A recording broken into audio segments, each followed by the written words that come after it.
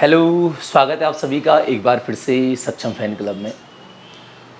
एक छोटा सा हास्य प्रसंग लेके आप लोगों के बीच में इस वीडियो के माध्यम से हूँ कि राज्य में आप सभी को पता होगा कि हमारा जो राजकीय वाद्य यंत्र है वो है ढोल।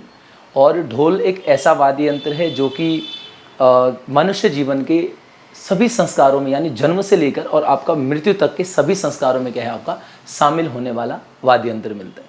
ठीक है, उसका सहायक वाद्य यंत्र आपको पता है कि दमाऊँ या दमाऊँ वगैरह आपके पास मिल जाएगा, जो कि चर्म वाद्य प्रकार के वाद्य यंत्र है। प्रसंग ये है कि आपको पता है कि ढोल वादक एक विशेष जाति के लोग हैं और बहुत पारंगत इस विद्या में ये सभी लोग हैं। पुराने समय में एक प्रसंग ऐसा आता है कि एक लड़का रहता है भाई, जिसकी शादी नहीं होती है। और शादी न होने का एक कारण ये था कि वो बेचारा पाँव से अपंग था, या लूला लंगड़ा कहते हैं, और गढ़वाली में उसको बोलते हैं डुंडा। जो डुंडा मतलब जिसका पैर काम न करे, या फिर जैसे भी हो, जन्म से हो, कैसे भी हो। तो बड़ी समस्या थी कि भाई इसकी शादी नहीं हो रही है, कोई अपनी कन्या को देने को राजी नहीं है कि यार इसका तो पैर नहीं है, या डुंडा है यानी लंगड़ा है, तो ये कैसे करेगा, किस तरीके से परिवार पालेगा। तो ना भाई, सब मना हो गया। तो भाई बड़ी टेंशन हो गई। अब आजकल के ज़माने में क्या है कि जो भी कन्या है या लड़का है तो उसके बारे में सब पता चल जाता है। सोशल मीडिया है, आपके रिश्तेदार हैं जो आपके गुप्तचर हैं, है ना, तो उनसे पता चल जाता है बहुत सारी चीज़ें कि किस तरीके का व्यवहार है, कैसा है, क्या है।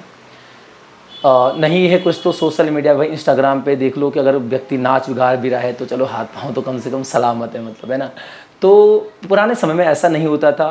अब मिलना जुलना भी ज़्यादा नहीं होता था कि कहीं दूर दराज गांव में अगर रिश्ता होता था तो भाई शादी के दिन ही देखना पड़ता था, या फिर घर वाले ही देखते थे। लेकिन लड़के के घर वालों में खुशी की लहर दौड़ पड़ी जब एक जगह पर कुंडली मिली लड़की से। ना तो लड़की किसी ने देखी और ना ही लड़का किसी ने देखा। हाँ, रिश्ता हो गया, शादी फिक्स हो गई। और जो शादी में शामिल वादक लोग थे, आपको पता है कि वादक लोग जो हैं वो आपका अपने वाद्य यंत्रों से ऐसा माना जाता है कि संवाद करते थे एक दूसरे से। अब बोलचाल वगैरह कुछ संदेश पहुंचाने में इस तरीके की चीज़ें करते थे। ठीक है, तो हुआ भी कुछ ऐसा ही कि भाई हर्ष उल्लास का माहौल था कि भाई ढूंढा की शादी हो रही है। तो जैसे जैसे बारात गई, नाच गा के बिल्कुल खूब मौज मस्ती में, खुशी प्रसन्नता के हिसाब से कि भाई दुल्हन वालों को नहीं पता है, लेकिन हमारा जैसा भी है दूल्हा, बस इसका भला हो जाए आज। अच्छा, भला होने का मतलब होता था शादी होना। बोलते ना कि हाँ भाई भला भला कर दो, अब लड़के का भला कर दो, सुधर जाएगा। तो भला करने का मतलब होता था क्या, शादी विवाह करना। तो गए भाई ढोल दमाओं के साथ, बिल्कुल बैंड बाजा रणसिंगा, है ना, सब वाद्य यंत्रों के साथ शामिल होके।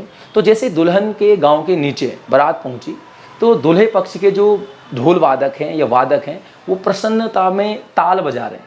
और ताल में क्या कह रहे हैं कि ये डुंडों को भल्लू होगी, कि भाई बड़ी मुसीबत से जो है शादी हुई, तो जो डुंडा व्यक्ति है इसका क्या हुआ, भला हो गया, यानी इसकी शादी हो रही। ठीक है, कि ये डुंडों को भल्लू होगी, ये डुंडों को भल्लू होगी। अब ये चीज़ पकड़ ली दुल्हन पक्ष के ढोल वादकों ने। अब उन्होंने, वो भी अपनी तरफ से प्रसन्न थे। प्रसन्न ये थे कि लड़की भी तो कुछ अब भाई ढूंढे के लिए मिली है तो कुछ ना कुछ तो ऐसे, बिल्कुल लड़की भी नहीं होगी कि फिट बिल्कुल, है ना। तो वहाँ पर भी क्या होता है कि जो लड़की है वो भी नेत्रहीन होती है, और नेत्रहीन को काणा या काणी बोलते हैं नॉर्मली गढ़वाल वगैरह क्षेत्रों में। तो जब दुल्हन पक्ष वाले वादकों ने ये सुना तो उन्होंने भी ताल बजानी शुरू कर दी। कहा कि ढूंढा का तो भला हो गया, वो तो खुश है, लेकिन काणी देखलू तब लगलू पता, कि काणी मतलब जो नेत्रहीन जो उनकी कन्या है उसको देखेगा तब पता चलेगा उसको कि बेटा कहाँ फंस गया। ठीक है, तो काणी देखलू तब लगलू पता, काणी देखलू तब लगलू पता। तो भाई इस तरीके की चीज़ें हैं कि हम बस केवल उस कंडीशन तक प्रसन्न होते हैं कि जो हमें पता होती है। ठीक है, लेकिन आगे आने वाले समय या फिर आगे सामने वाला किस तरीके का सोच रखता है, किस तरीके से कोई है, तो वो कोई नहीं जानता। ठीक है, तो हंसते रहिए, मुस्कुराते रहिए। मिलेंगे आपको अगले वीडियो में। धन्यवाद।